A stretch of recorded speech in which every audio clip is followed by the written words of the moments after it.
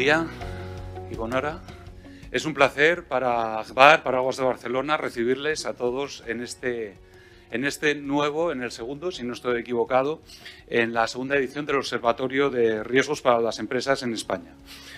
En particular, me van a permitir darles la bienvenida al molt honorable, al conseller Roger Torrent, que ens acompanyarà vindrà una mica a les 12:30, en principi és el que està previst. També dar la bienvenida a Salvador Alemany, como presidente del Instituto. Gracias también y dar la bienvenida a Carles Cabrera, como director general del propio Instituto Cerdà, y en realidad a todos los representantes, a todas las amigas y amigos que podríamos decir del Instituto, de todos los que formamos parte de este instituto. Yo, para mí, solamente por hacer una introducción breve, no sé si por casualidad, la vida a veces tiene estas casualidades, hace unos días se publicó en el foro del Fondo Monetario Internacional, del Banco Mundial, un top 10 que a mí es de los que me gusta seguir, que es con respecto a los riesgos globales, tanto por probabilidad de ocurrencia como por grado de severidad en el impacto, ¿no? Y de los 10 riesgos que había a nivel mundial, 5 son ambientales y 3 son sociales. 5 son ambientales y 3 son sociales. Bueno, yo quiero hacer insistencia porque esta capacidad de darle valor al riesgo la he ido aprendiendo y trabajándola a través del Instituto Cerdà. Con lo cual, nosotros hoy, como Agbar, es un placer enorme y además es un reconocimiento también para el Instituto, para el trabajo que vienen haciendo desde hace tantos años. Lo agradecemos y queremos seguir colaborando con ellos. En particular, me van a permitir simplemente dedicar un par de minutos a esto que les comentaba del Top Global Risk, ¿no? Por una parte, en los riesgos ambientales, como Agbar, nosotros como riesgo ambiental, obviamente, sí que queremos destacar todo el trabajo que estamos haciendo y que venimos haciendo, no tanto con la sequía, como se viene nombrando, sino con realmente el entorno que tenemos que gestionar de escasez hídrica. No es un tema temporal, es un tema ya que ha venido para quedarse y que tenemos que gestionar como tal, con una proyección de largo plazo, afrontando cuáles son las soluciones que tenemos que basarnos para poder superar estos episodios que vamos a tener de sequía, acompañados con olas de calor y que nos comportan una escasez hídrica que la propia Generalitat, a través del ACA, de la Agencia Catalana del Agua, ya ha estimado que este déficit, este estrés hídrico, como se dicen en algunos entornos académicos, pues para los próximos 4 años ya es de 2 metros cúbicos por segundo, dentro de 6 años será de 4 y prácticamente será en 10 años, un poquito más de 10 años, será prácticamente todo el consumo que tiene la propia el área metropolitana para el consumo de agua doméstica e industrial. Es decir, que el impacto de este estrés hídrico, de esta escasez hídrica estructural, es ya enorme y tenemos que tomar las medidas y así lo estamos haciendo, trabajando, pues, entre otras cosas, con los temas del PERTE. También, por otra parte, todo lo que tiene que ver con el entorno social, que es al que el Fondo Monetario Internacional y a través del Banco Mundial dedican 3 de los principales riesgos, como decíamos al principio. Aguas de Barcelona, la acción social ya forma parte de nuestros entornos estratégicos a nivel de Agbar. Hoy tenemos a Felipe Campos, que además de consejero delegado de Aguas de Barcelona, además es nuestro director de acción social, ¿no? Con lo cual, forma parte la acción social ya intrínseca, no solamente de todo lo que tiene que ver con la gestión del entorno medioambiental, sino que el pacto social forma parte también intrínseco de la gestión de lo que hacemos como compañía con la universalidad de todos los servicios que prestamos, ¿no? Esta fuerte implicación se produce en un contexto, además, marcado por el aumento de la inflación, ¿no? Con lo cual, el aumento de la inflación y de otros efectos también sociales, con lo cual esta apuesta por la acción social de todas las compañías, en particular por la de Agbar, pues nosotros vamos a seguir apostando por ella y, desde luego, potenciando en la medida que seamos capaces de colaborar en las soluciones. Y, por último, si estamos hablando de emergencia climática, si estamos hablando de emergencia social, tenemos que hablar también de las soluciones. En mi opinión, me van a permitir casi personal, quizás ha pasado el tiempo ya de dedicarnos excesivamente a la concienciación. Y yo creo que la mejor concienciación es explicar cuáles son las apuestas, las soluciones concretas que tenemos para superar tanto el evento climático como las dificultades sociales. Con lo cual, nos lleva principalmente a apostar por soluciones concretas, todas las que tienen que ver con la economía circular, con la economía regenerativa.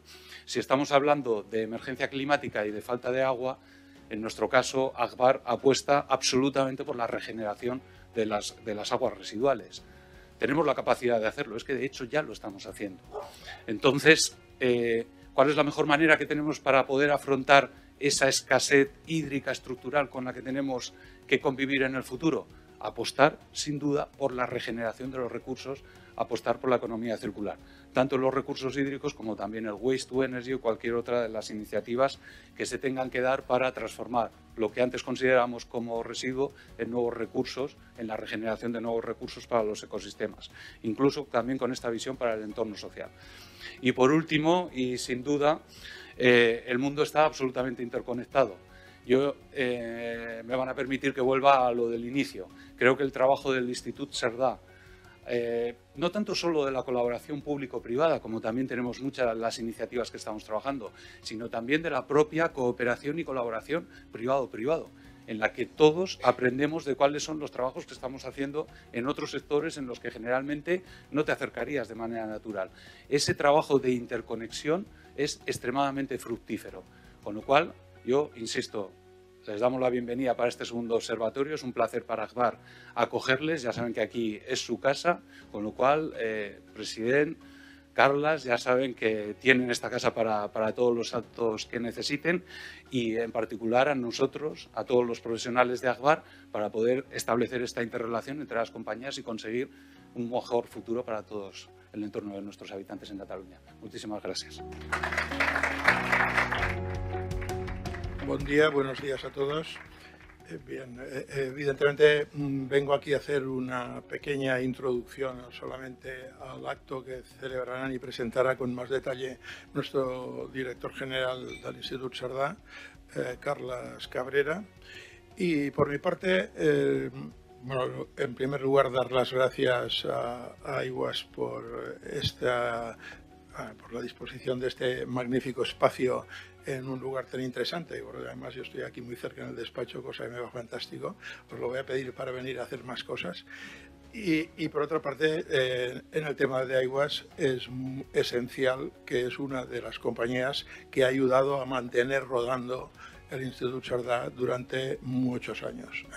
Cerdà pronto va a celebrar sus 40 años, pero en estos últimos años, o bastantes de esos 40, siempre ha podido contar con Institut Cerdà. Debo decir también que con Abertis y con otras muchas empresas significativas de este país. En primer lugar, creo que conviene explicar algo del Institut Cerdà. Son muchos los que han oído hablar del Institut Cerdà, incluso muchos que hemos trabajado durante mucho tiempo con el Institut Cerdà. Yo llevo 12 años en el patronato, me parece que 5 o algo así ahora, o quizá menos, quizá 3, como presidente. Esto es estar, no ser. Y no siempre he conocido bien qué era el Institut. Porque algunos pueden pensar que es un think tank o una empresa de servicios o una institución pública a la cual está encargada por alguna administración o por todas las administraciones a desarrollar algún aspecto. Y bueno, pues es todo y nada de todo esto. El Institut Cerdà fue creado en 1984. Lo fundó un grupo de ingenieros de caminos, canales y puertos, dirigido en aquel entonces, inspirado por Pere Duran Farrell, y fue a propósito del 125 aniversario de la aprobación del Pla de l'Eixample. El Eixample fue hecho con bastante tiempo después y algunos esperamos que en mucho menos tiempo no sea destruido. Es decir, el Eixample ha sido una de las grandes características del urbanismo de la ciudad de Barcelona y estoy convencido que con el esfuerzo de todos y con el consenso de todos haremos cambios para mejorarlo, pero nunca para destruirlo. El Institut es una fundación privada, llevada por patronos por patronos, todos ellos, bueno, las empresas que estáis aquí, no voy a entrar en detalle, en algún momento o ahora habéis estado representadas en el patronato del Instituto.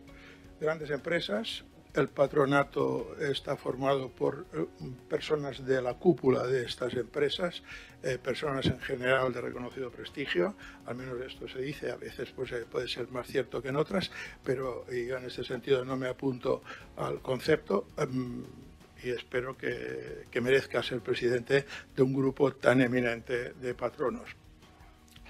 Los presidentes, yo soy el quinto presidente, el primero fue... Primero, voy a ver, que no me pille aquí un despiste en este punto.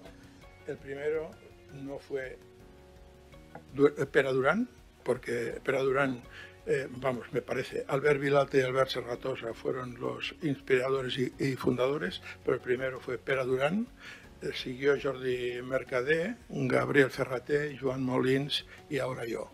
Y ahora yo desde hace unos años y ya preparando a ver quién quiere ser el próximo, porque es un tema importante en donde hay que entrar con ganas de sprintar y no con ánimo de correr 3 maratones seguidas. Y porque de 3 maratones seguidas al final te cansas, no todos somos Gavi, que ayer en el fútbol corrió durante los 90 y tantos minutos todo el tiempo. Y por tanto hay que estar muy en forma y estar dispuesto a poner el resto, porque Carlos Cabrera y todo el equipo del Instituto así lo requiere. Bien, hablando un poquitín más en serio, diríamos que la finalidad estatutaria, incluso de origen, del Instituto Cerdà fue el impulso de la innovación permanente. Esto hecho hace 40 años, pues creo que tiene interés y muestra cómo eran las personas que en aquel momento pusieron en marcha esto, ¿no? Digamos, se basa también, el estatuto lo dice, en la dinamización de la sociedad y del territorio a través de una fundación que ayuda y promueve la iniciativa público-privada, un tema absolutamente fundamental en el Instituto, absolutamente fundamental. Los principios del Instituto son la transversalidad, es decir, transversalidad en el ámbito político, es decir, no está el Instituto marcado por ningún sello concreto ni en la política ni en la técnica, independencia de los distintos sectores, también independencia lógicamente política, objetividad, rigor y evidentemente una institución sin ánimo de lucro. Yo hace tiempo le dije a Carlos que detectaba al Instituto, no era entonces presidente, quizá fue cuando me incorporé como patrono, detectaba en el Instituto un concepto que me parece fundamental. El Instituto tiene en nuestra sociedad, público y privada, presunción de bondad. Es decir, se supone que se le implica en determinados temas porque el Instituto y su equipo va a defender, en todo caso, su independencia técnica, su independencia de criterio, tratando de hacer algo que esté bien, algo que sea bueno. Por esto digo que yo creo que al Instituto se le puede atribuir presunción de bondad. Desde el año 84 ha desarrollado más de 2.000 proyectos y los observatorios en general nacen a partir de la idea de que los proyectos que desarrolla al impulso de una institución pública o de alguna empresa privada de las que están implicadas de una forma desinteresada, pero interesada en el aspecto público, en el avance social que fijan los estatutos, que puede significar desarrollar un determinado proyecto. A partir de los proyectos nacen, de hecho, los observatorios. En 1984 ya, como observatorio como el que hoy vamos a analizar a partir de este cuadro, sería el último, empezó en el 84 con un observatorio sobre las redes digitales sistemas integrados. Algo que dicho así pues suena como muy críptico, pero entendiéndonos de una manera mucho más social y comprensiva, facilitó la venta de entradas en los cajeros automáticos. Parece mentira hoy que en este momento esto ya parece algo tan habitual.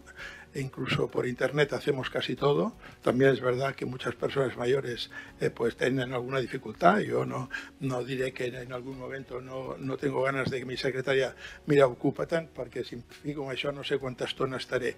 Pero este es un tema que no le va a pasar a mis nietos. Es decir, mis nietos son realmente el soporte cuando alguna cosa no la acabamos de entender y no tenemos en nuestra mano un secretario o la secretaria que nos ayude a ello. Es decir, es evidente que ellos han nacido de otra manera, han nacido con el concepto del clic, pero que en el 1984 se pusiera en marcha un observatorio, un proyecto de estas características, significa el carácter premonitorio que el Instituto ha desarrollado siempre.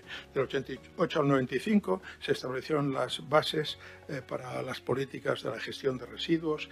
En el 2010, y este es un tema que me afecta y me interesa y me va a permitir, Carlos, que me entretenga un poco más, en 1910 pusimos en marcha la gestión de riesgos, en el ámbito de la gestión de riesgos, el tema del proyecto de la gestión, de la anticipación ante las crisis episódicas.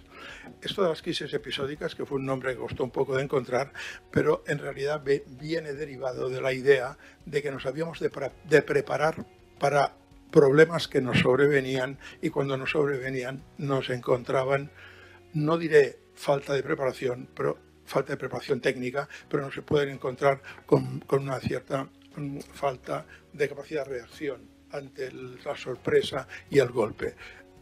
Fue por aquel entonces que, digamos, desde el metro, desde la ciudad de Barcelona, desde la Conselleria de Territori, con Quim Nadal, mi amigo Quim Nadal, entonces en la Conselleria, o en mi caso, siendo consejero delegado de autopistas, viví otro tema. No he dicho el primero fue el del túnel del Carmel, y en mi caso, el que casi pasó desapercibido, trabajamos mucho para que fuera así, la autopista P7, en un movimiento de tierras producido por corrientes subterráneas de agua, se desplazó y se vino abajo, la mitad de la autopista AP7 en Viladescens. Este fenómeno, estos dos fenómenos combinados, me hicieron analizar, y lo pedí al Instituto que nos ayudara a ello, me hicieron analizar cómo hemos reaccionado y cómo deberíamos haber reaccionado ante un tema que constituía un elemento de posibilidad de escándalo público y al mismo tiempo requería de mucha fineza en la gestión del problema. O sea, no puedes decir, bueno, estas cosas pasan, ¿qué le vamos a hacer? Una autopista se cae, tal como se cae se reconstruye, no pasa nada, ¿no? Especialmente si algún coche se hubiera ido abajo con el asfalto. O bien, lo que pasó en el túnel del Carmel, que había problemas de carácter circulatorio en la red, el túnel del metro, en la red del metro, pero hubo efectos derivados como grietas en edificios cercanos que creaban una inseguridad y una sensación de estar con grave riesgo a vecinos de la zona. Y luego empiezas por dónde empezamos, a explicar qué ha pasado, a explicar cómo lo arreglaremos, empezamos a ver qué efectos, buen día, conseller, qué efectos tiene sobre lo que ha sucedido sobre la sociedad. Bueno, eso es lo que trató del proyecto y dio lugar a una actividad del Instituto que aglutina a todos los que estábamos preocupados por este asunto para la gestión de riesgos episódicos, prepararnos para reaccionar, ¿no? Y algunos elementos, digamos, de normas. No es un tema de formación a la reacción, sino también de preparación en el momento en que esto suceda. estas cosas hace el Instituto. Bueno, voy terminando. En este momento el Instituto está implicado, no los voy a referir todos, está implicado en un proyecto al que hemos denominado Pro Barcelona, junto con otras entidades de la ciudad, en donde tratamos de hacer un diagnóstico y una carta a los reyes de hacia dónde queremos que vaya la ciudad. Está separada en 5 grupos. El primer grupo, que es el que lleva como coordinadora, como entidad coordinadora el Instituto Cerdà, hace referencia a urbanismo, movilidad, servicios públicos, incluso habitatge. Hay otros grupos: emprenedoria, comercio y turismo, grupo de cultura, la ciudad de la cultura y la ciudad inclusiva, integradora, que afecta a las entidades del tercer sector. El Instituto lleva este primer grupo. Ha pedido opinión a entidades, no a empresas, a entidades muy diversas. Creo que Carles ha conseguido la aportación de, no sé, 20 entidades que han aportado su opinión. A partir se hace aquí una síntesis de cada grupo y las 5 síntesis independientes cada una de ellas, y con el soporte de las entidades que están de acuerdo con ello, de una manera transversal, aportará su idea de lo que es de lo que pretendemos que sea la ciudad de Barcelona en el futuro, para que todas las candidaturas que se presenten pues lo tengan en cuenta, si lo quieren, aquellos aspectos que estas entidades proponen. Termino con esto. Refuerzo nuevamente la idea que he dicho al principio. Partimos de la idea de que en el Instituto Cerdà todos y los que estáis aquí hoy vais a ver pues, un movimiento precisamente de debate sobre un tema concreto que nos interesa. Pues veréis que el Instituto Cerdà está siempre abierto a la participación de todos los sectores, del mismo modo que trabajando junto con el sector público, sea cual sea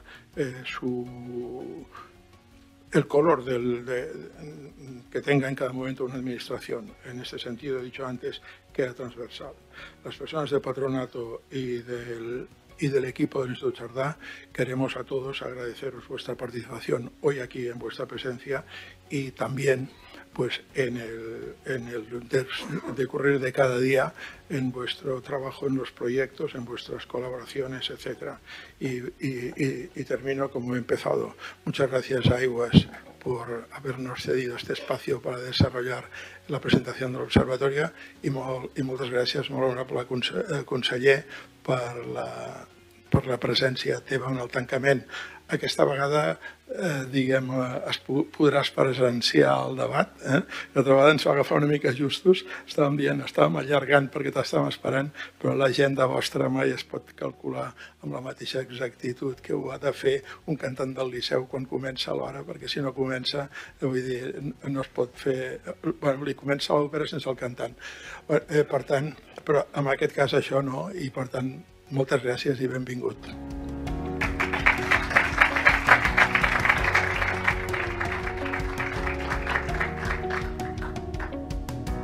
En primer lugar, el agradecimiento que ha hecho el presidente del Instituto en cuanto a Aguas de Barcelona, especialmente a Narcís, Rubén, Javier, con todo el equipo que día a día vamos trabajando con vosotros en el tema del servicio de gestión de crisis.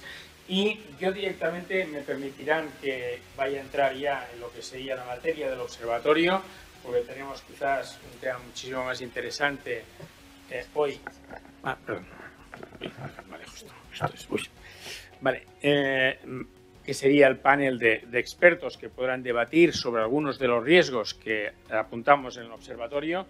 Y tan solo para unir lo que estaba comentando Salvador hace un momento, es decirles básicamente que efectivamente el año que viene, el 2024, el Instituto hará 40 años y que el plan del ensanche se hizo en el año 1859 y ese fue en el 125 aniversario la razón de la fundación del Instituto. Y hay una frase que me gusta bastante hablar, siempre poner encima de la mesa cuando presento este observatorio, y es una frase de Ildefonso Cerdà que en la teoría general de la organización lo comentaba, es decir, el objetivo de todas mis aspiraciones es haber hecho algo en el terreno práctico útil para la sociedad, ¿no? Entonces yo creo que aquí es donde entra el observatorio, creemos que es una herramienta útil.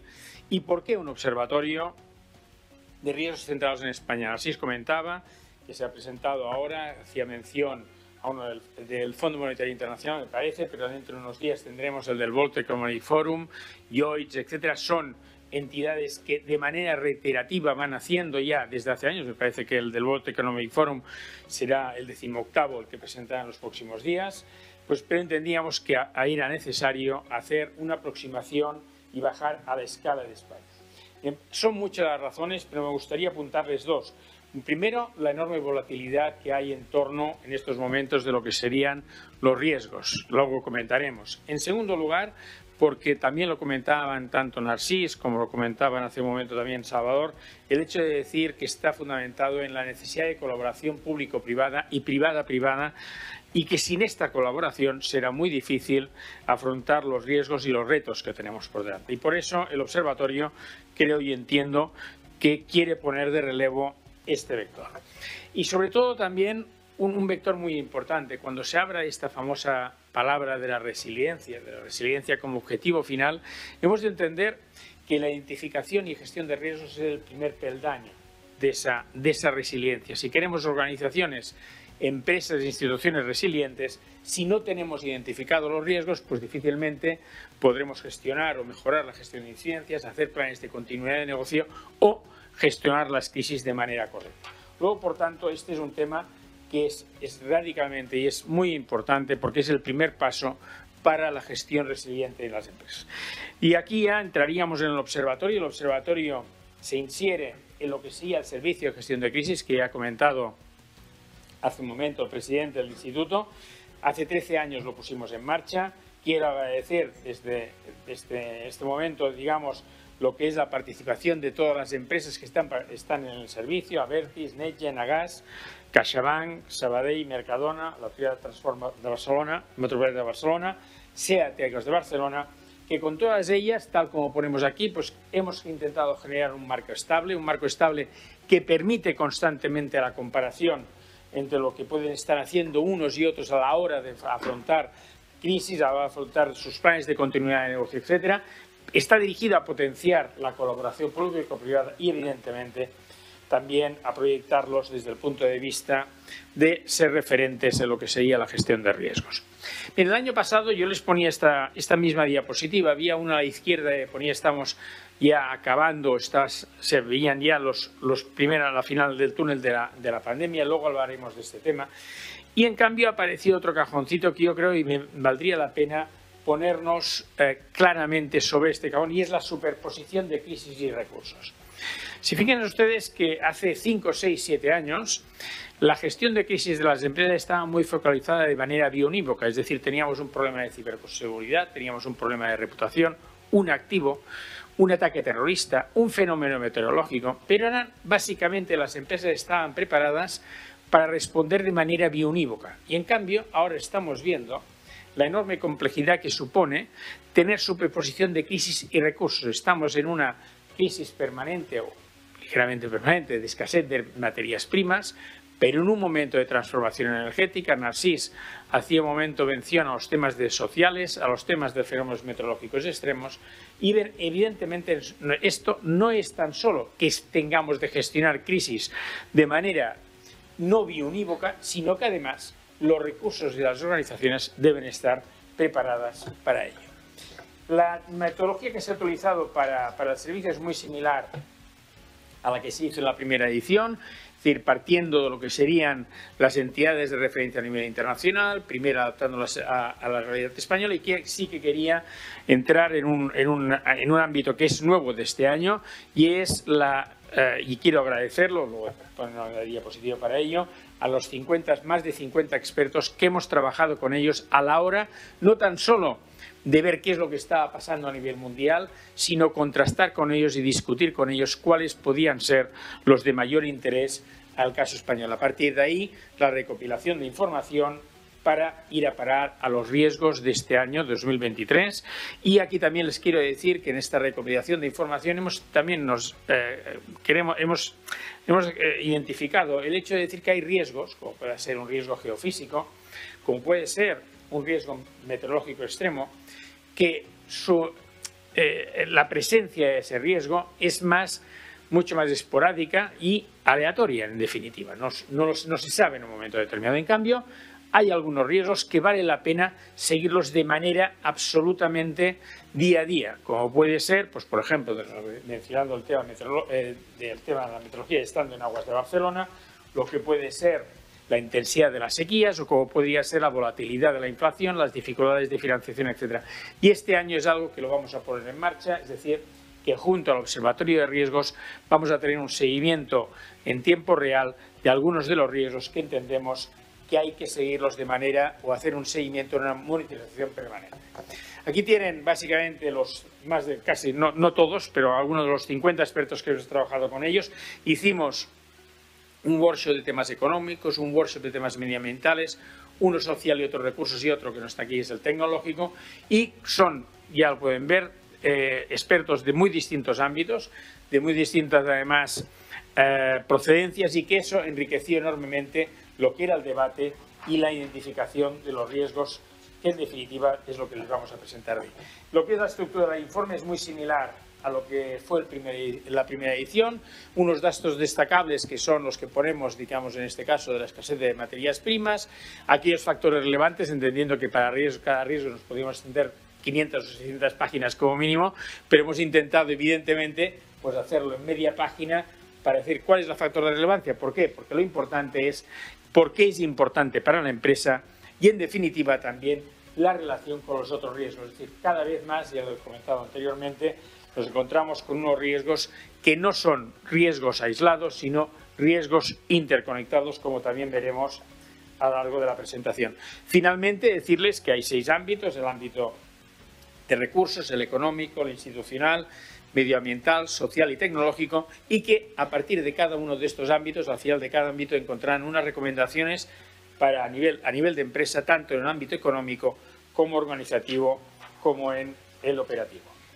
En definitiva, ya y entrando en lo que serían los riesgos, casualmente, y no creo que sea así cada año, pero bueno, salen 31 como el año pasado, no por que el 31 nos gustara, sino que salieron 31 de manera pues absolutamente lineal en este sentido, y de esta pues hemos escogido 10 prioritarios que serán los que me permitirán que me extienda un poquito más. Aquí tienen los 31, pero como luego tenemos un panel de expertos que moderará la responsable del área de resiliencia del Instituto, Elisabet Viladomiu, y que entrarán en algunos de estos 31 riesgos, yo creo que les voy a dejar para ellos en este tiempo para que entren en detalle en los que consideren oportuno.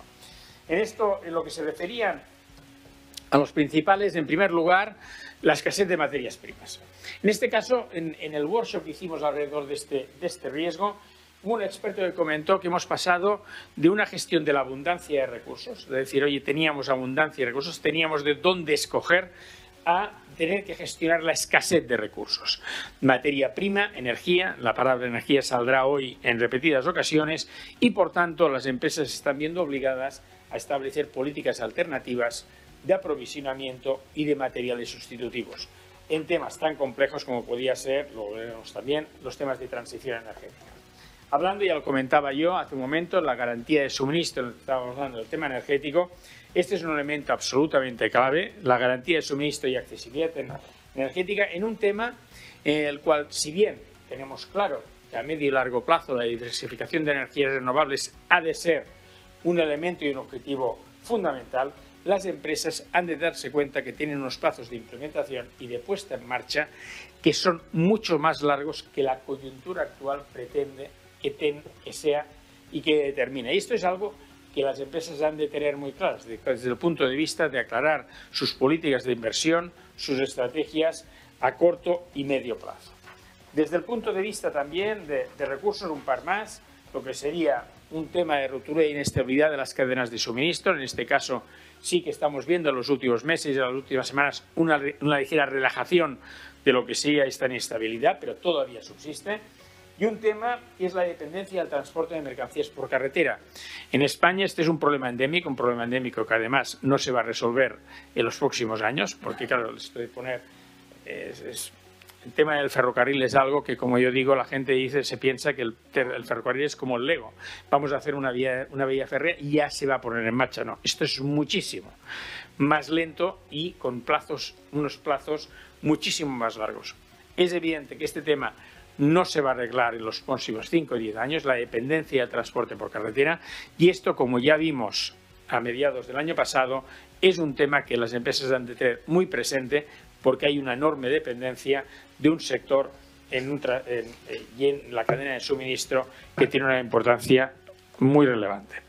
Desde el punto de vista económico, dos riesgos que salen. Uno es evidentemente la persistencia de la inflación, que yo aquí me gustaría abordar dos perspectivas. Uno es la dificultad que tiene trasladar a los costes de producción y a los compromisos que una empresa tenga el incremento de la inflación de lo que pueden ser materias primas, trabajos en curso, servicios en curso, etcétera. Y también con un elemento muy significativo que puede ser el descenso de consumo por presiones inflacionistas a lo que serían gastos, como puede ser el gasto alimentario o gastos de los hogares, que evidentemente la inflación puede derivar en algunos elementos de tensión. Y también aquellos sectores que están especialmente proclives a lo que serían las medidas antiinflacionistas, que aquí pues podríamos citar el sector de transporte, como lo hemos visto, el sector de la energía, el sector alimentario desde principios de años. Hay estos sectores que están encima de la mesa desde el punto de vista de intentar frenar la inflación. Como pueden ver en esta gráfica, la inflación subyacente sigue subiendo, y entonces ese es un tema que hay que tener muy en cuenta a la hora de establecer lo que podrían ser las posibles políticas empresariales. Y luego, iba diciendo al principio, cuando ha aparecido el primer riesgo de materias primas, el tema energético volverá y seguirá existiendo y seguirá saliendo, ¿no? Y es la descarbonización es excesivamente voluntarista de la economía. ¿Por qué? Porque esto tiene un efecto clarísimo en lo que sería el suministro energético y, por tanto, el traslado, la habilidad que tengan las empresas de trasladar esa tensión que se produce en su cadena de suministro y en lo que serían sus operaciones a lo que serían sus productos. Hace nada, justamente, parece que hace la semana pasada, el gobierno británico presentaba su política de descarbonización y apuntaba a 4 líneas. De todas maneras, es curioso, porque me lo estuve mirando, es un documento de unas 300 páginas, y adolece absolutamente lo que vuelven a adolecer todo este tipo de políticas, aunque luego hablaré de un tema que me gusta muchísimo, que es lo que pone en esta diapositiva, y es que se habla perfectamente de lo que es la descarbonización de la economía, como si pues ahora la situación no fuera la que es, y la situación es una elevada dependencia de ciertos tipos de energía que a nosotros sabemos que no queremos ese tipo de energía, pero que la necesitamos, porque es la fuente energética. Y esto es un elemento que claramente adolecen prácticamente muchas de las políticas energéticas que se hacen a nivel europeo y a nivel español. En cambio, el documento habla de 4 necesidades que para mí son muy fundamentales a la hora de establecer lo que sería la política de descarbonización. Primero, la continuidad. Si hemos de hacer una política energética, hay que ser continua en el tiempo.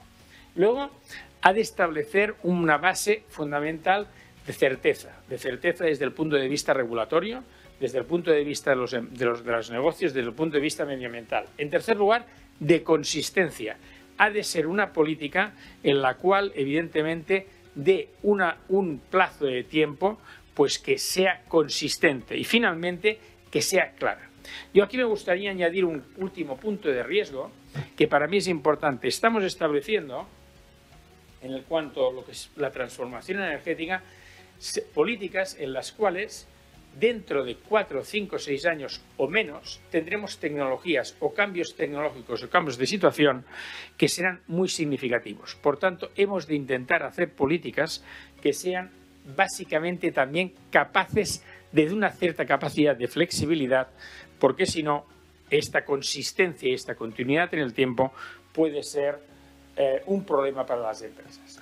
Desde el punto de vista económico, 2 más, lo que serían las pérdidas de oportunidad de los fondos Next Generation. Esto es el Banco de España. Si ustedes leen los informes trimestrales del Banco de España, en cada informe trimestral sigue saliendo el problema del aprovechamiento correcto de la oportunidad del Next Generation. No es banal, en el informe sale, estamos hablando entre el 1 y el 2% del PIB si se utilizan bien o se utilizan mal los fondos Next Generation, y luego también las dificultades de financiación debido también a la persistencia de la inflación y las condicionantes que puede tener en el consumo. Desde el punto de vista institucional, destacarles dos riesgos que aparecen en esta diapositiva. Uno es el incremento de las tensiones bilaterales y el proteccionismo. El año pasado, cuando presentamos la primera edición, la guerra de Ucrania no estaba, y debo decir que no estaba en el observatorio de la primera edición. Y sí que estaba, no el incremento de las tensiones bilaterales, pero sí que se hablaba de los problemas entre economías, etc. Y el World Economic Forum sí que alertaba sobre las tensiones bilaterales entre países. Mucho más allá de lo que puede ser la guerra de Ucrania, tenemos otros conflictos a nivel mundial que de una u otra manera pueden afectar lo que sería la economía y las empresas y las organizaciones españolas.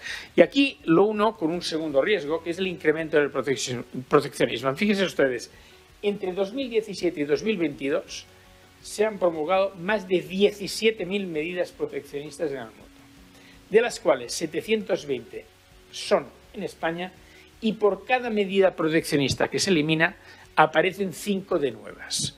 En un momento en el cual los incrementos de tensiones bilaterales entre países van en aumento, evidentemente el proteccionismo y las derivaciones que puede tener puede ser un elemento extraordinariamente significativo.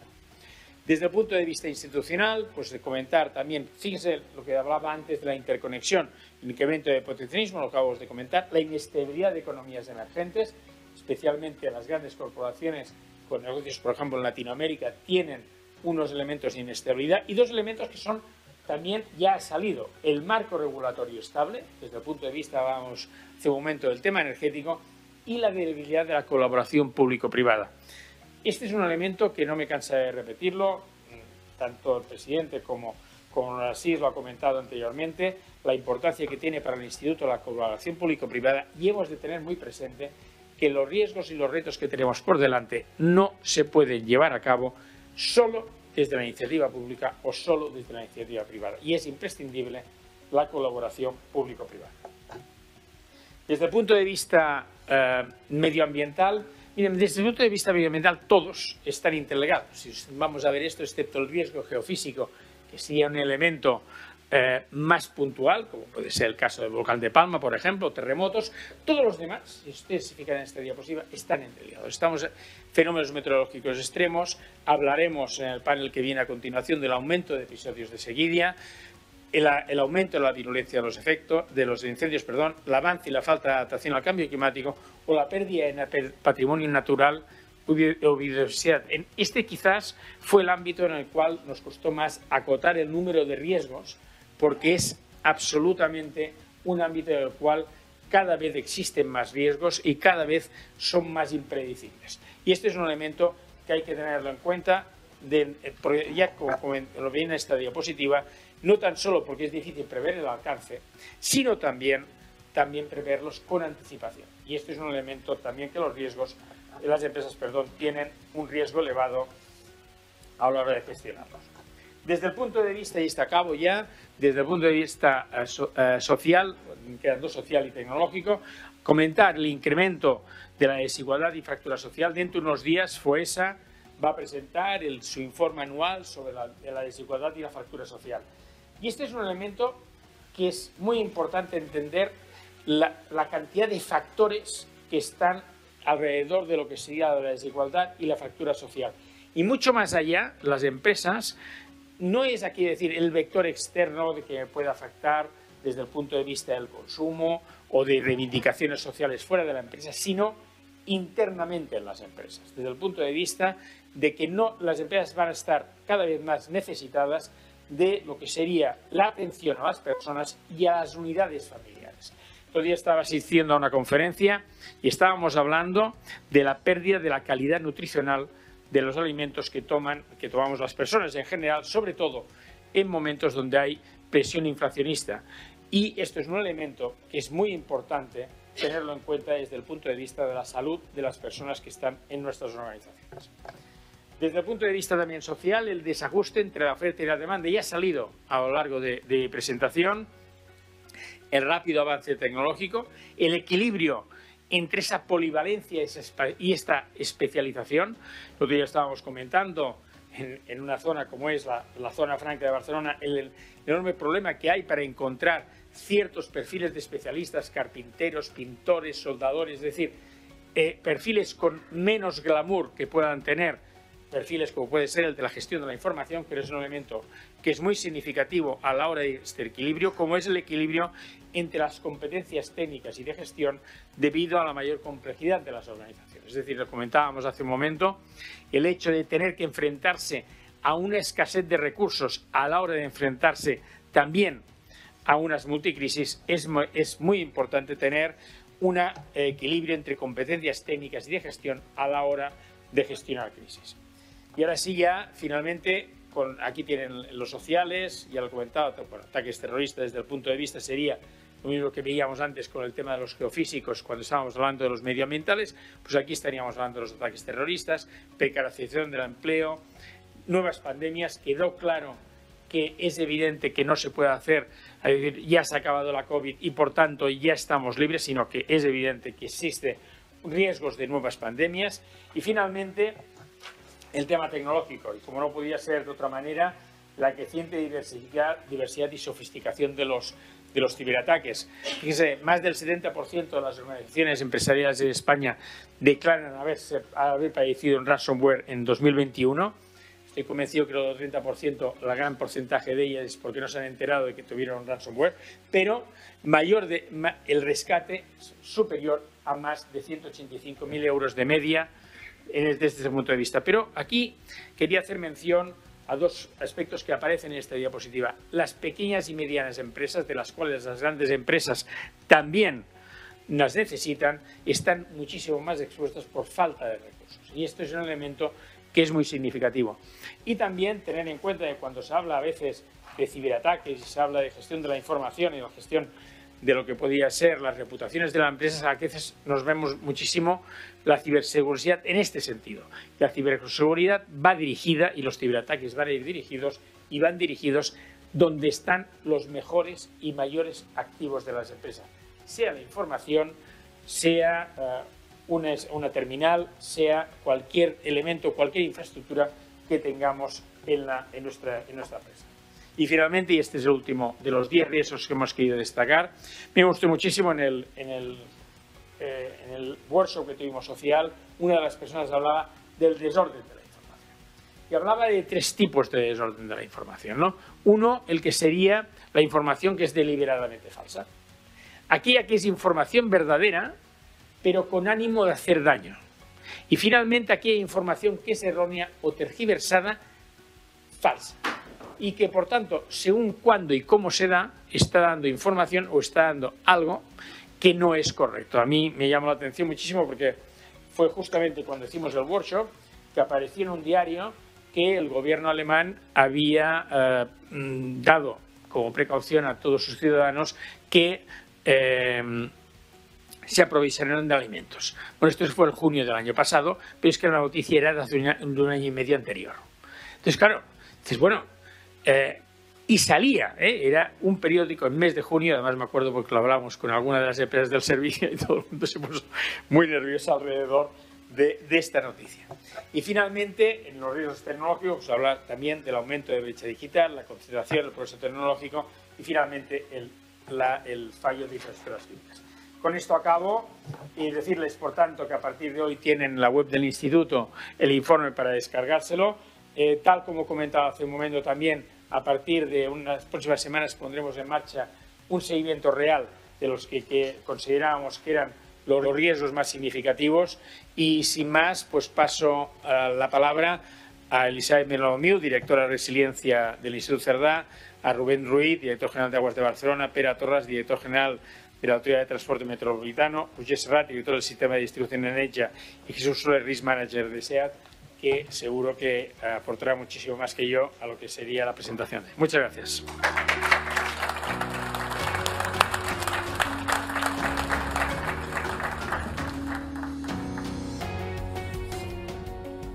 Muchas gracias, Carlos, conseller, Narcís, president. Bueno, yo creo que ya podemos prácticamente hacer un repaso no solamente de los top 10, sino de aquellos riesgos. Habíamos preparado una exposición que queremos tocar 6 temas. Espero que podamos llegar al final de todos.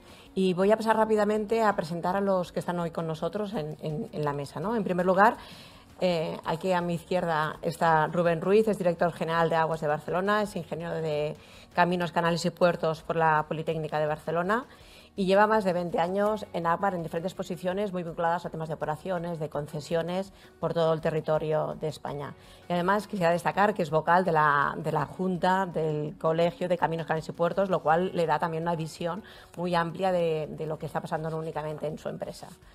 Está también con nosotros Pere Torras, es el director general de la Autoridad de Transporte Metropolitano de Barcelona, es licenciado por la Universidad Autonómica de Barcelona en Ciencias y ambientólogo.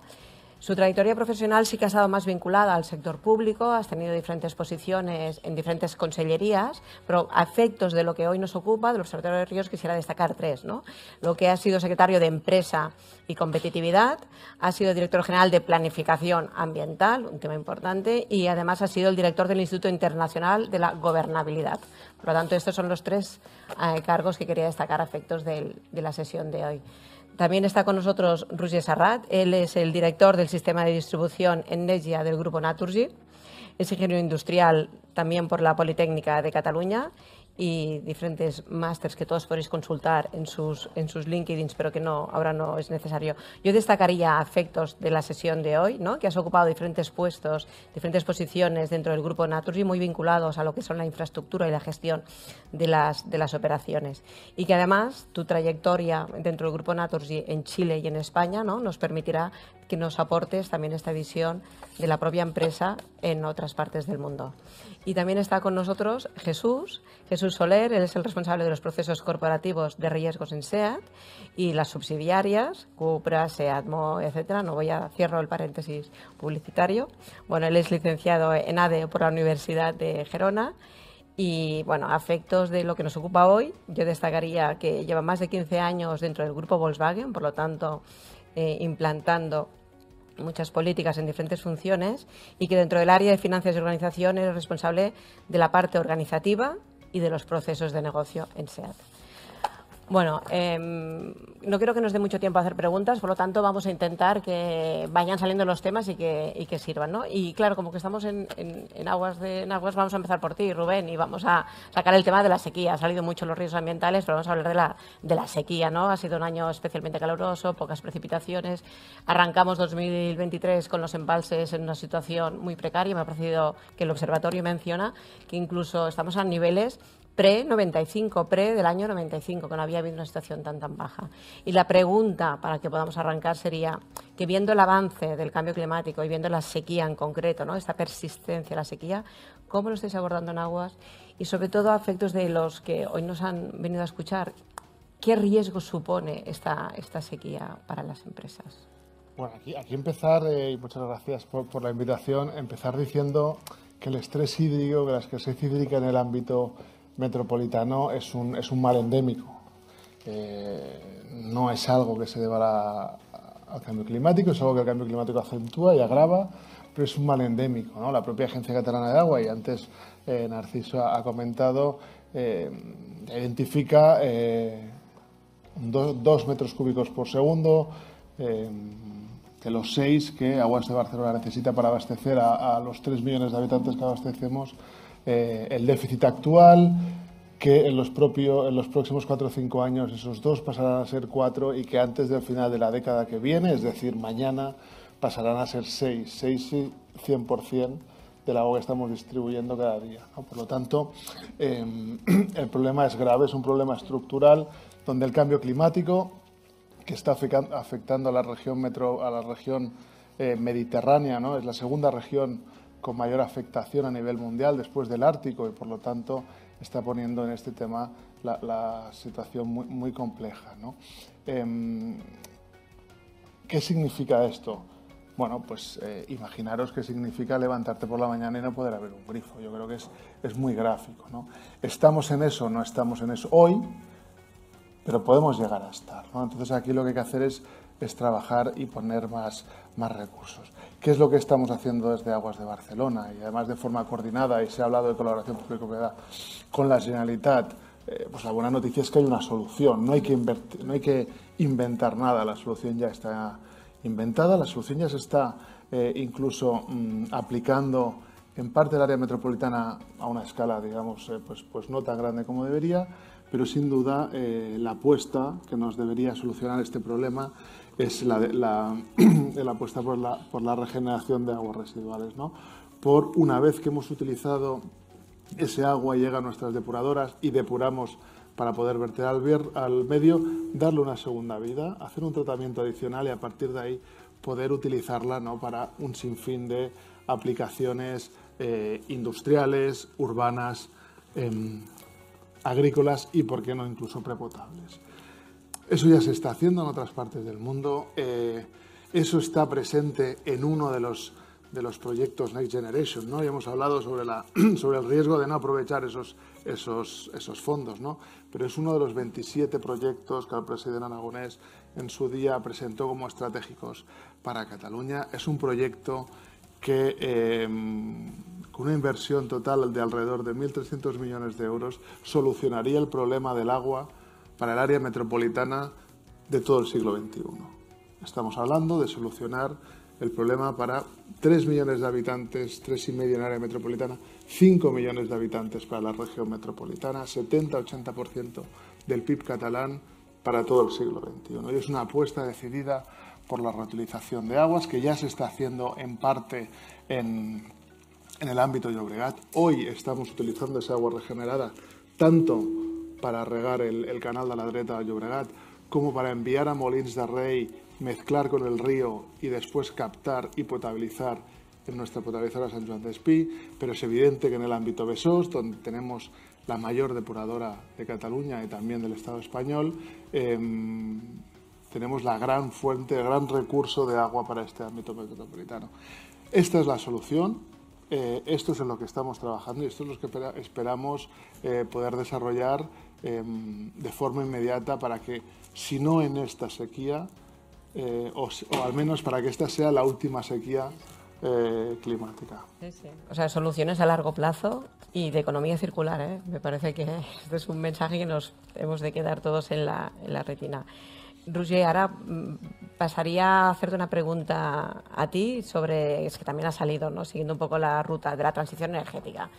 Y en concreto, ¿no?, o sea, un poco la percepción de que las empresas están en una encrucijada, ¿no? Por una parte han de tomar decisiones e iniciativas derivadas algunas de políticas públicas que están aún incipientes, que a su vez requieren una transformación que todavía está por llegar, y por contra, ¿no?, lo que también hemos visto, han de seguir suministrando sus productos y servicios a un coste sobre el cual puedan después trasladar el incremento de costes. En todo caso, sobre el tema de la transición y que la Unión Europea hemos visto este 2022, cómo también se ha visto en una encrucijada, ¿no?, y que ha hecho algunos conflictos geopolíticos han hecho peligrar, ¿no?, las decisiones políticas de algunos países.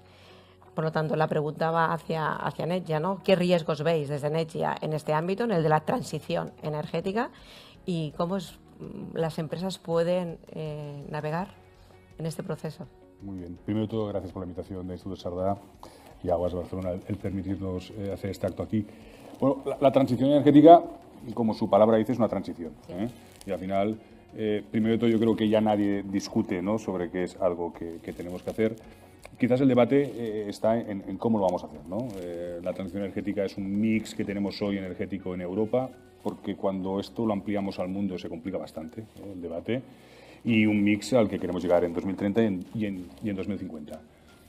La realidad es que desde el 2019, pues gracias al Green Deal europeo, al Fit for 55, toda una serie de medidas que además pues, se van transponiendo, va cogiendo más intensidad, pero sí que es verdad que transición energética como que la asociamos a algo que solo tiene que ver, ¿no?, con los objetivos medioambientales, que claramente es el gran objetivo, pero sí que es verdad que, y simplificando, si nosotros tuviésemos que valorar en qué se sustenta la transición energética, está en cumplir los objetivos medioambientales, descarbonización de la sociedad, poder tener una garantía de suministro. Yo creo que nadie se plantea el intentar llegar a estos objetivos pues asumiendo que vamos a no tener luz o no tener electricidad o no tener agua. Y por último, y no menor, ¿no?, el precio, el coste. El 2022, pues yo creo que el 2022 pues nos pone delante una realidad en la que pues el primer diagnóstico es, uno, Europa como tal, si bien está haciendo una política común, tiene puntos de partida muy distintos.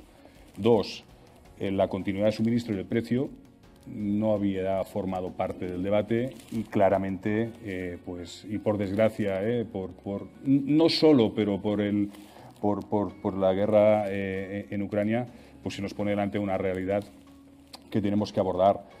No ver lo que se llama el trilema energético y no ser capaces, ¿no?, de en esta transición, en los distintos años que vienen, pues ir modulando, ¿no?, ir dándole el peso que toca pues a cada una de estas tres dimensiones, pues nos va a llevar a lo que tenemos hoy, que es un problema y no menor. Y yo añadiría, y al final de lo que va esto es del ciudadano, ¿no?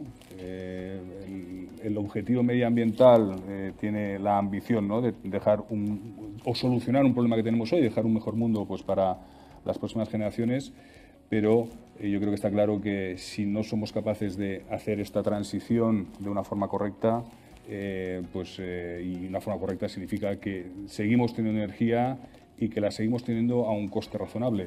De hecho, de las tres dimensiones, hoy en día hay países de Europa que a duras penas pueden cumplirlas, y esta es una realidad, y la Europa del Norte. Por tanto, yo creo que el momento actual, el riesgo de transición energética es un mal diseño de la transición energética, nos va a llevar a fracasar, y con todo lo que esto implica. Y yo siempre intento poner ejemplos, ¿no?, a esto, porque la verdad es que esto es un poliedro con muchas dimensiones. Hoy en día, Alemania, tener un coche eléctrico pues es casi equiparable a estar quemando carbón para moverte, porque la realidad, ¿no?, de lo que ha sido la política energética de Alemania, no es una crítica, intenta ser objetivo, ¿no?, les ha llevado pues a prescindir de la nuclear, a apostar por un gas barato de Rusia, y todos sabemos cuál es la situación actual. Y la solución a esto, la única manera que tienen, ¿no?, de garantizar el suministro es quemando carbón. Por tanto, yo creo que es el ejemplo de en lo que no se tiene que convertir la transición energética y lo que de alguna manera podemos decir, este es el riesgo en el que estamos en Europa, en el mundo y también aquí en nuestro país, ¿no? Hay que diseñar, hay que tener un equilibrio entre ambición y realismo, y sobre todo hay que entender que esto es un camino, que por tanto, aunque tenemos muy claro el punto de llegada, si no lo construimos bien y no lo subvenciamos bien, pues podemos tener problemas. Pues sí, se abren riesgos uno detrás de otro. Y salto, para no haceros un resumen de lo que habéis dicho vosotros, porque no me parece necesario, salto y introduzco otro tema, ¿vale? Y miro a Jesús antes de abordar las preguntas comunes. La cadena de suministro, es que es casi como inevitable, ¿no?, que igualmente nos planteemos en 2022, hablando, se han visto recuperaciones, pero ahora está afectando los niveles 3 y 4 de algunas cadenas de suministros, y claro, SEAT es una de las empresas que la hemos visto permanentemente en pantalla. Nosotros tenemos la percepción, y así lo manifestamos en el observatorio, que después de todos estos años de esfuerzo de conseguir que las cadenas de suministro fueran muy eficientes, muy globales, muy largas, muy delgadas, nos ha llevado a que sean poco resilientes. Y por lo tanto, como migramos, ¿no?, hacia cadenas más resilientes, y en ese sentido la pregunta es, ¿qué riesgos veis desde SEAT en la cadena de suministro 2022, 2023, hay 23, 24, y cómo lo estáis abordando? Pues efectivamente, Elizabeth, el tema de las cadenas de suministro es, como dices tú, público y notorio, ha ocupado y preocupado a buena parte de las empresas españolas, ¿no?, y en general de Europa. Es un problema que ha sido muy generalizado, que se ha estado dando en los últimos meses. Desde el sector de la industria, desde el ámbito de la automoción, se ha conocido temas, ¿no?, derivados incluso de materias primas también, ¿no? Es otro riesgo, como decía Carlos, ¿no? Hay muchas interconexiones, sea de materias primas, sea de aprovisionamiento de algunos determinados componentes, ¿no?, como el tema de los semiconductores, que también se ha conocido. Es decir, eso ha sido un tema que nos ha afectado, nos ha impactado, y aunque tú lo estabas comentando también, se prevé una mejora, pero son temas sobre los que hay que seguir incidiendo y trabajando, ¿no? Claro, aquí hay un concepto que me gustaría destacar, que también lo comentaba Carlos antes en su introducción, es la resiliencia, ¿no? Ante este tipo de escenarios, este tipo de problemas, ¿cómo puede actuar una empresa que obviamente necesita mantener su flujo productivo, ¿no?, porque afortunadamente tenemos un volumen de ventas y de demanda de cliente muy bueno y muy elevado, ¿no? Se han conocido cifras hace poco de Cupra, por ejemplo, con unas cifras de ventas muy buenas, muy positivas, de más de 150.000 vehículos. ¿Cómo podemos hacer para que no se vea afectada la producción, ¿no? Porque la cadena de suministro al final es clave para seguir en el mundo de la producción. Y me gustaría destacar el concepto de la resiliencia que hablabais antes y el concepto también de la gestión proactiva de riesgos. Es decir, oye, todas aquellas medidas que nosotros podamos hacer para tener esa visión de largo plazo y mejorar esa resiliencia, ¿no? Que esas cadenas sean más duraderas, más sostenibles o que permitan este tipo de superar, digamos, este tipo de baches. En primer lugar, las planificaciones. Una buena planificación de lo que nosotros tenemos como estrategia, como producto o servicio que pensamos que a futuro es el que el cliente nos va a demandar, nos hará trabajar mejor, comentaba antes también Carlos, ¿no? Desarrollos técnicos que puedan ser necesarios, materiales alternativos que nos puedan hacer falta. Por tanto, necesitamos un cierto tiempo de desarrollo. Planificar nos ayuda a encontrar alternativas y también a buscar fuentes o tipos de materiales que nos puedan ser interesantes, ¿no? Sobre todo aquellos que sean más escasos y tener esa anticipación. Por otro lado, también es importante utilizar que los compañeros del sector financiero que a menudo participan, ¿no?, en nuestras rondas de discusión seguro coincidirán, todas aquellas herramientas que tenemos también de cobertura, ¿no?, en el tema, por ejemplo, de las materias primas para contener esa posible escasez de materiales o ese incremento de precios, pues también nos ayuda toda esa cobertura que podamos hacer de esas operaciones que queramos hacer, ¿no? Un poco esa visión también estratégica. Y en tercer lugar, también me gustaría destacar todo lo que tiene que ver con la colaboración estrecha, ¿no?, con nuestros proveedores, con toda la cadena de proveedores que nosotros podamos tener. Es decir, pensar en unas relaciones a largo plazo, pensar en la resiliencia que también tengan nuestros proveedores, ¿no?, en esa capacidad de reacción. Antes hablábamos también del tema de Ucrania, ¿no? Pues en esos contextos, estos proveedores que nosotros hayamos podido tener, que tengan varios sitios de fabricación, que tengan diversificación, ¿no?, también de lugares productivos, pues ayuda a superar este tipo de baches y puede ser una buena herramienta también, ¿no? Es decir, pensar en largo plazo junto con ellos, no solo como alguien de quien extraemos la pieza o el componente que nos interesa, sino en esa colaboración continua, ¿no?, yendo hacia esa mejora. Y eso que creo que nos puede ayudar. Por lo tanto, más gestión, ¿eh? Y para acabar de introducir un tema que miro a Pera, ¿eh?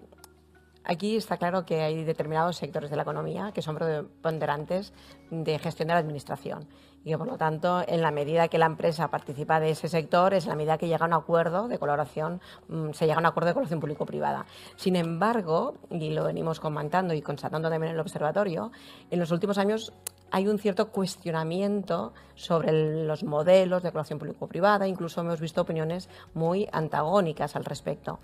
Y, bueno, la pregunta es clara y directa: ¿qué riesgos visualizas tú en los temas de colaboración público-privada, partiendo de la premisa que es necesaria para algunos sectores de la prestación de servicios públicos? En primer lugar, quiero agradecer al Instituto Sardá la invitación para participar en este panel. No podemos ignorar que en la colaboración público-privada hay un trasfondo ideológico, sí, y que partes de las cuestiones que aparecen a menudo son fruto de confrontación de posicionamientos ideológicos diferentes, que en su, digamos, pureza son los que defienden que la administración pública es por definición ineficiente, incapaz de acometer los proyectos con garantías y que por lo tanto es absolutamente necesario recabar la participación de la empresa privada, y en el otro extremo los que consideran que la empresa privada solamente mira por los dividendos, ignora la calidad del servicio que presta a los usuarios y mira de sortear sus obligaciones en la prestación de ese servicio público. En realidad no hay datos empíricos que avalen ni un extremo ni el otro. Hay ejemplos en todos los sentidos. Pero no podemos abstraernos de ese hecho. Algunas de las cuestiones que tú apuntabas son fruto más del debate ideológico que de un abordaje absolutamente técnico, económico, social de soluciones. Dejando esto de lado, lo que sí es cierto es que tampoco tenemos un modelo de colaboración público-privada que sea ideal, y que en este sentido quizá no hemos explotado adecuadamente las posibilidades que el marco regulatorio, del cual no podemos inhibirnos, europeo, nos da posibilidades. En cualquier caso, para concretar, yo creo que hay 3 elementos que merecen la pena reflexión. Primero, es muy conveniente que seamos capaces de definir con precisión el alcance factible y viable de lo que queremos. Y hablo en este sentido desde el punto de vista de la administración pública en el momento de plantear una iniciativa de colaboración público-privada. En demasiadas ocasiones hay un exceso de optimismo sobre las posibilidades y sobre los resultados que se pueden obtener. Y si esto se complementa, voy a repartir para todo el mundo, si esto se complementa en que las empresas candidatas dicen durante el concurso que efectivamente son capaces de alcanzar esos objetivos, al final nos hemos hecho trampas al solitario ambas partes y tenemos una concesión que es inviable y que genera muchos problemas en su ejecución. Por lo tanto, un primer elemento, el de ser capaces de definir bien lo que queremos y lo que es posible alcanzar. Segundo aspecto, establecer unos precios adecuados. Este sí que es uno de los talones de Aquiles que hay en toda la colaboración público-privada. En nuestro ámbito, el del transporte público, padecemos pues, una cierta tendencia de las autoridades responsables de la competencia de querer identificar la competencia con la posibilidad de alcanzar, digamos, proyectos más baratos. Nosotros entendemos que la competencia en un sector de servicio público como el que nosotros defendemos tiene que estar más centrada en la calidad que en el precio. Porque si no, ya tenemos experiencia de que en un sector en que los números son muy claros y por lo tanto si quieres abaratar el proyecto, lo único que puedes hacer es abaratar los sueldos de tus trabajadores o escatimar en cuestiones de calidad de los materiales o de mantenimiento, al final también acabas teniendo problemas en la prestación de ese servicio que genera insatisfacción en los usuarios y, por lo tanto, dificultades de reputación para ese tipo de colaboración. Y el último es que ha de haber un diálogo constante y permanente entre la administración responsable y la empresa adjudicataria. De conocimiento respectivo de lo que está sucediendo, de búsqueda de soluciones cuando aparezcan problemas, pero sin negligir por parte de la administración responsable su responsabilidad de control y de supervisión y, por lo tanto, también de imponer las actuaciones necesarias para preservar el objetivo del servicio público que está prestando.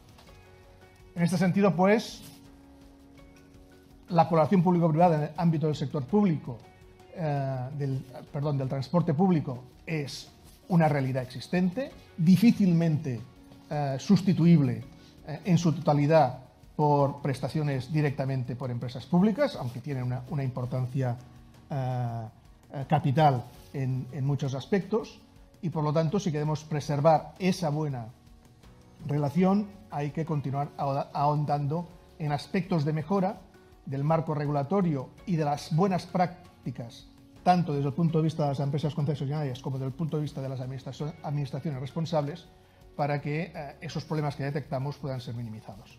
Por lo tanto, nos estás diciendo que algunos riesgos podrían ser despejados, incluso en los próximos años, si nos pusiéramos a trabajar intensamente. Algunos riesgos podrían ser despejados si acometemos la raíz de los que los causa.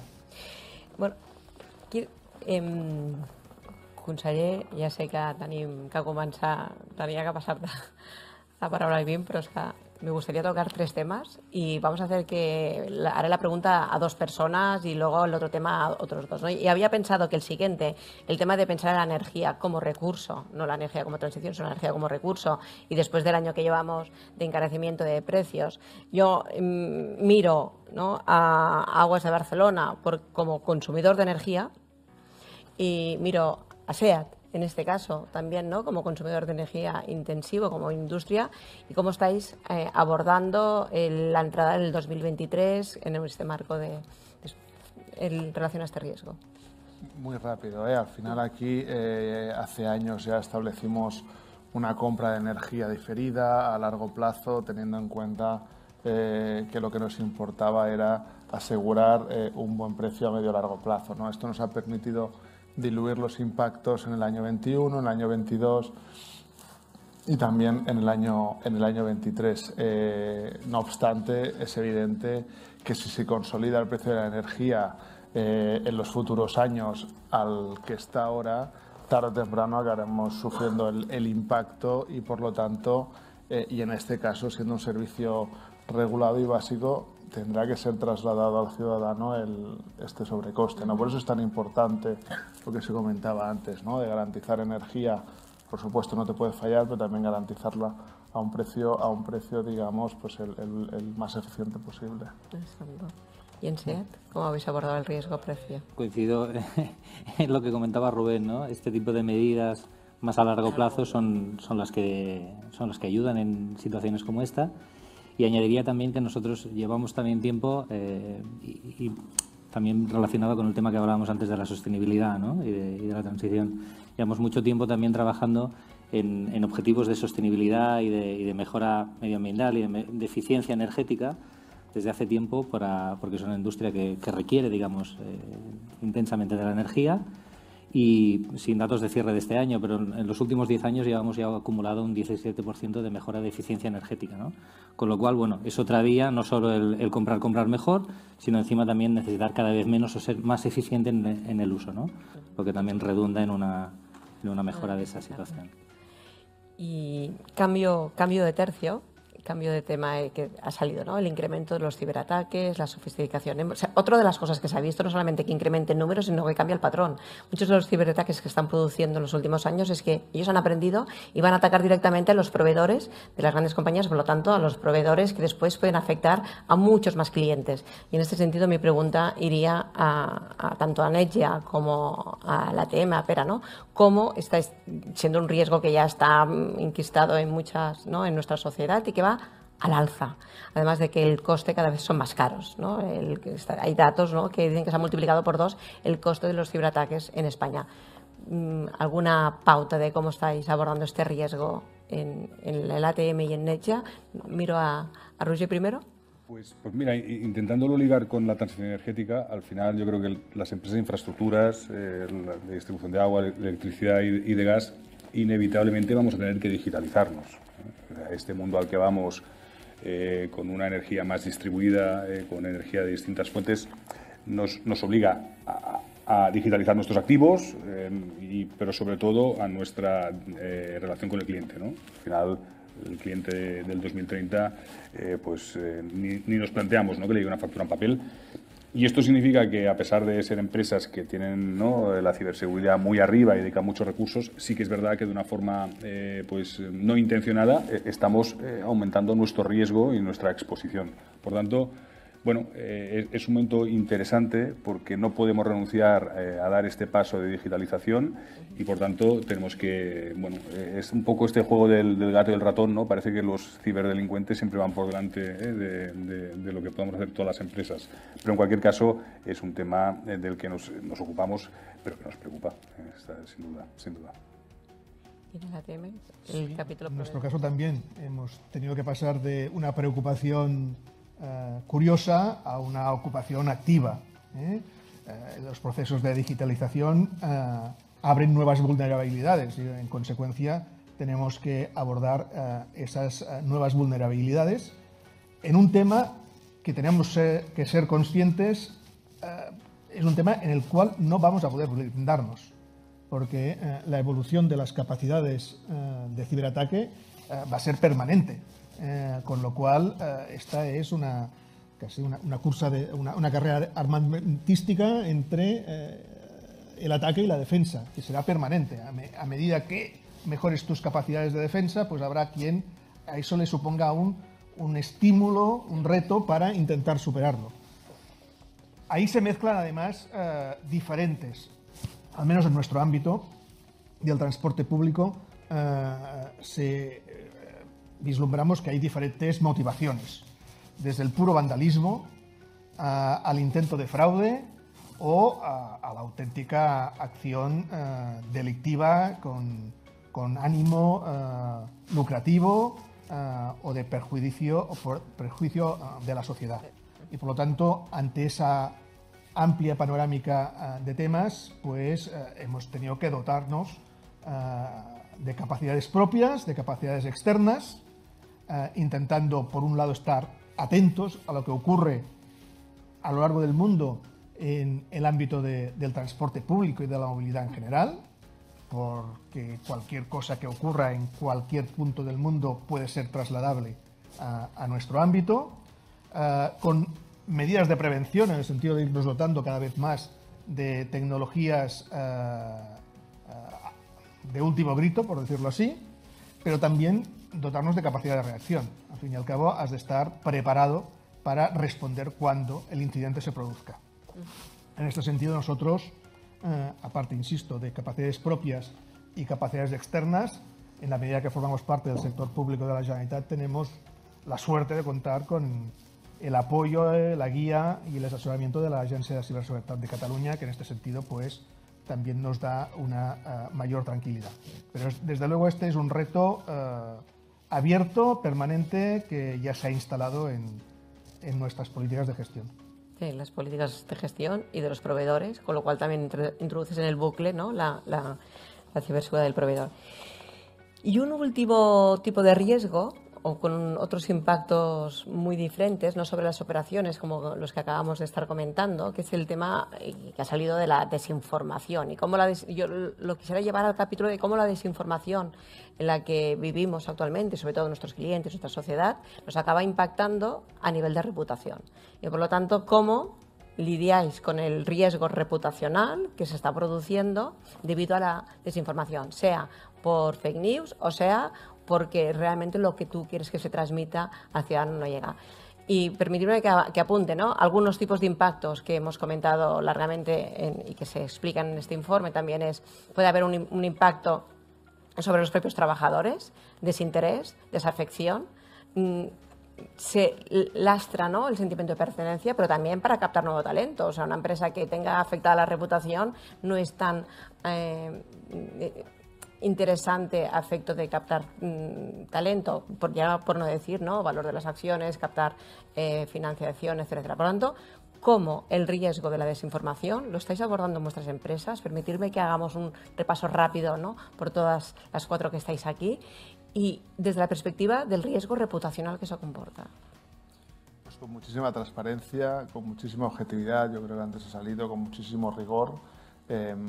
Al final es verdad que tenemos todos acceso a muchísima información, sesgada, malintencionada, veraz, y lo que tenemos que confiar es que el ciudadano al final tiene criterio para saber identificar, ¿no?, pues lo que es cierto de lo que no. Y esto es muy importante, trabajar, pues dar esa confianza, con esa transparencia, con ese rigor, con esa información contrastada para explicar cuál es tu labor ante esa sociedad.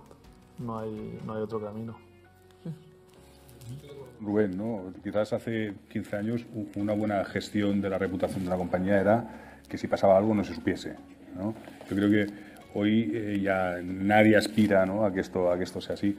El nivel de exposición que tenemos se ha multiplicado, no me atrevo ni a decir el número, por mucho, y además en un contexto en el que cada vez hay más opinión, ¿no?, y quizás no tanto dato objetivo. O sea, de hecho, hace mucha gracia cuando ves, todos éramos expertos en COVID, ahora seguramente seremos todos expertos en inflación. Es decir, la realidad que nos rodea es esta.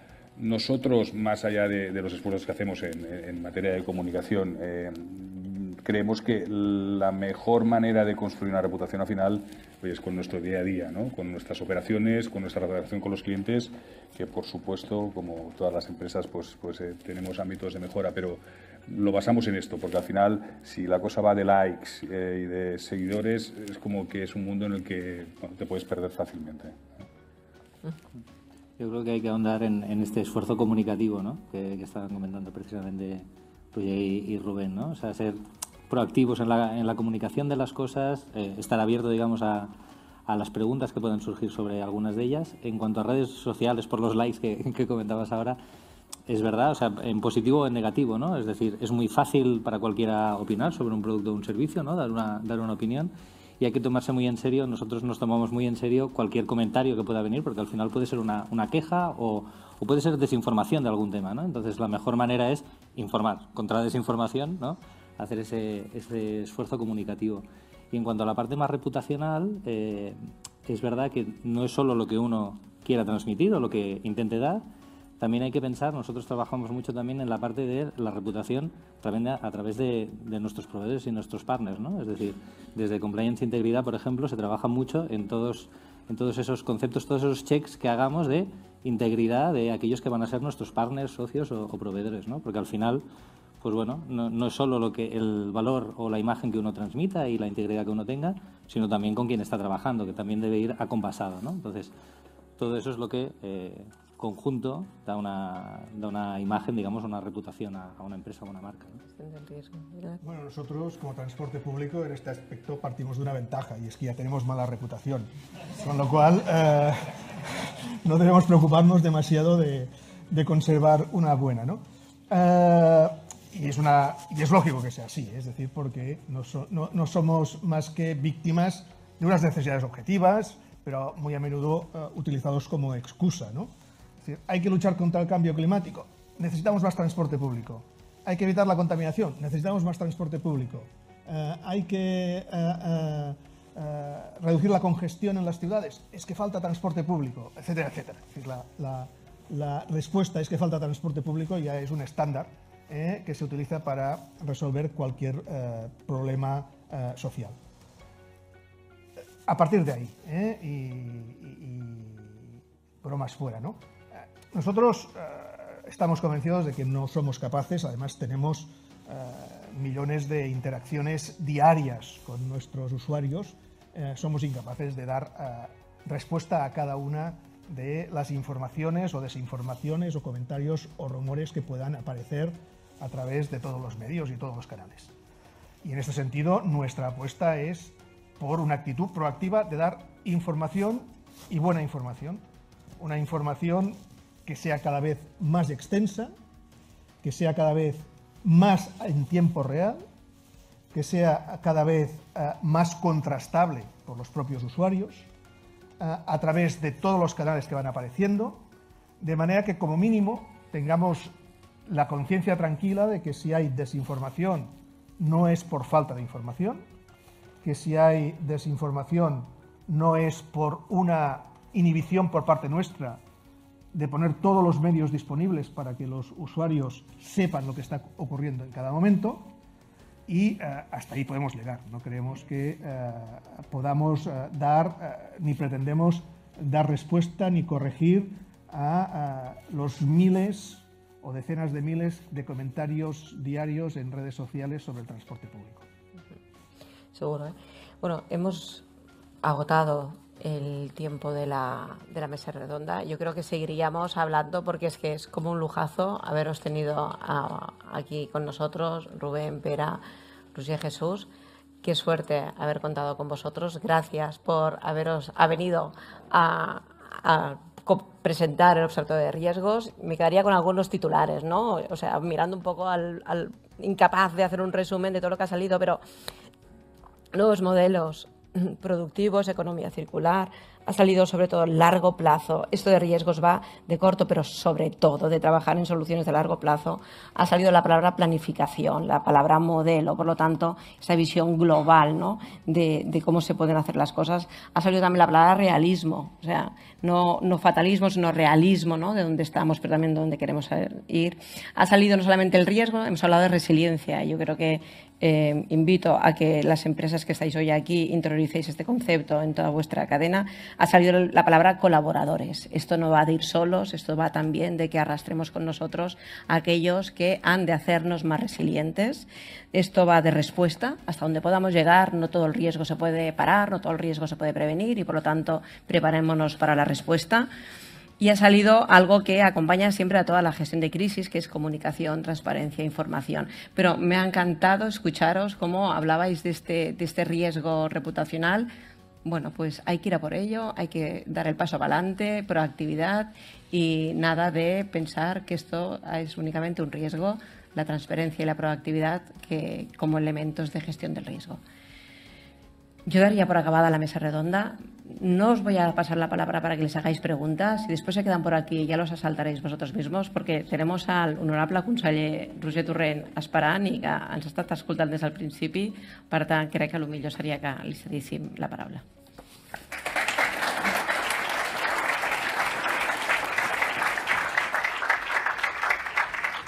Bona tarda, moltes gràcies. Gràcies a Aigües per acollir-nos i, òbviament, gràcies a l'Institut Cerdà, no només per l'exercici, per aquest observatori, aquesta segona edició, sinó sobretot per la possibilitat de ser avui aquí i fer la cloenda d'aquesta jornada. Justament quan entrava, he vist l'slide, quan he entrat amb l'òpera ja començada, he vist l'slide que posava que, jo no era conscient, que l'Institut Cerdà es va fundar el 1984. 1984 justament és el títol de la famosa i cèlebre novel·la d'en George Orwell, i m'ha semblat que era una coincidència fantàstica, que justament un exercici en el que es fa una distopia, la gran distopia de George Orwell, és a dir, que imagina com pot ser el món unes dècades més enllà, coincideixi justament amb l'any de la fundació de l'Institut Cerdà. Des de llavors, amb aquests 39 anys, jo diria que hem anat assumint, tant el sector públic i per tant l'administració pública, com, òbviament, les empreses del país, la necessitat cada vegada més òbvia de planificar el futur. És a dir, que la gestió del present, l'èxit en la gestió d'avui, depèn de si som capaços d'imaginar, de dibuixar quins són els elements estratègics, quins són els escenaris que ens podem trobar en el futur. Això deia, cada vegada ho hem anat assumint més, però d'entrada no és obvi. De fet, aquesta és la gran paradoxa del segle XXI. Que en un entorn en el que l'única certesa és la incertesa, i que els canvis es produeixen de manera tan veloç, tan ràpida, cada vegada és més necessari fer aquest exercici de prospectiva. Aquest esperit d'imaginar el món que ve, no deixar-ho només en mans dels escriptors de ciència-ficció, sinó fer l'esforç de situar-nos en aquest escenari. Un escenari, d'altra banda, i això fa que sigui difícil, i d'aquí la paradoxa del segle XXI, la gran paradoxa que avui hem de viure, un escenari, deia, que és contradictori. Cadascun dels elements, els que han sortit a la taula en el pànel, segur, però n'hi ha molts altres.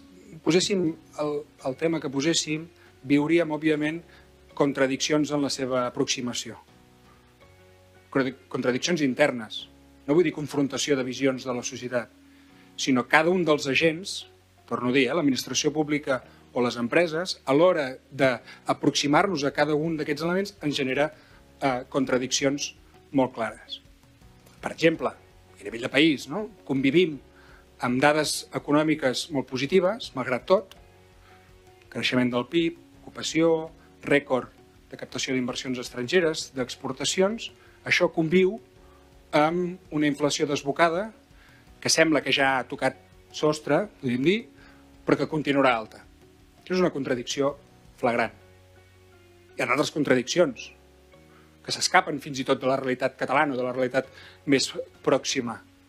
Per exemple, en aquests moments en què molts actors ens parlen de desglobalització, veiem que cada vegada més les qüestions geopolítiques tenen una afectació més directa, més concreta, més quirúrgica, si m'ho permeteu, a la realitat de les nostres empreses, per petites que siguin. Per tant, un món en contradicció que ens demana que emfatitzem aquest esforç prospectiu. I que ho fem conjuntament. Aquí ha sortit, Carles en parlava i ha sortit també en el panel, és un esforç que demana de cada vegada més concertació público-privada. Una mirada compartida. Una mirada compartida per definir quin és el marc polític de resposta a aquest entorn volàtil. I des del nostre punt de vista, per resumir-ho, i ara em refereixo, òbviament, al Departament d'Empresa i Treball, però això és extensible al conjunt del Govern de la Generalitat de Catalunya, em sembla que hi ha dues eines, dues palanques que són clarament útils en aquest sentit, que són necessàriament útils des d'aquesta perspectiva. D'una banda, la política industrial, la voluntat de reindustrialitzar el país. Per què la política industrial? Perquè és bona en si mateixa, òbviament, perquè incrementar el pes de la indústria en la nostra arquitectura econòmica, en la nostra estructura econòmica, ajuda a generar llocs de treball de més qualitat, més ben remunerats, més assentats i més estables, per descomptat, però al mateix temps, en aquests moments especialment, la política industrial és un àmbit en el que s'hi aboquen bona part de les decisions més estratègiques que viurem en els propers anys. Per posar un exemple concret, si ens posicionem a la cadena de valor del microxip, no és només per generar activitat i, per tant, ocupació de qualitat en aquest àmbit concret. És també perquè és un element que explicarà bona part, ha sortit aquí, la resiliència de les cadenes de valor, però també la posició estratègica d'un determinat territori, per exemple, en el context europeu.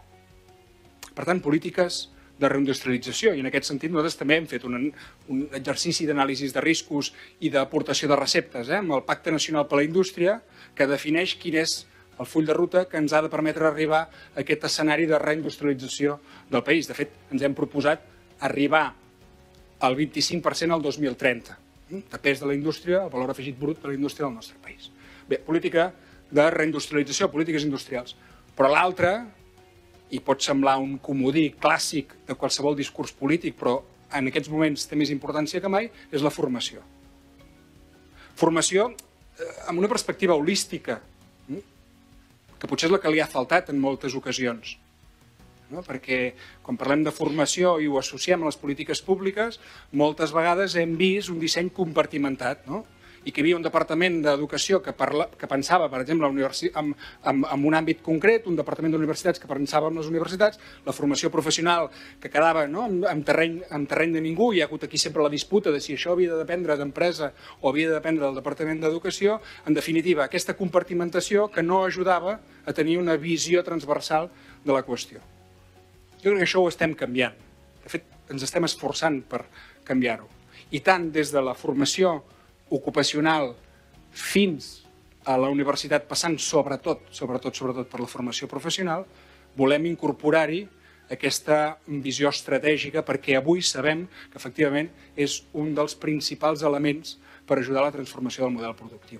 De fet, és un dels riscos, s'ha apuntat, la falta de perfils prou formats per justament encarar aquesta transformació del model productiu. Perquè de res serveix que sobre el paper dibuixem una transició energètica concreta amb uns objectius marcats, amb un calendari definit, si després no hi ha els treballadors i treballadores necessaris per fer-la efectiva.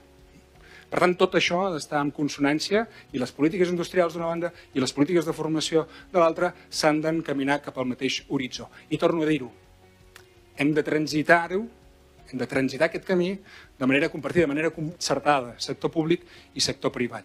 Justament per això, i ja acabo, ens és molt necessari i ens és molt vàlid l'Observatori dels Riscos que ens planteja l'Institut, perquè ens ajuda a definir aquest espai de trobada.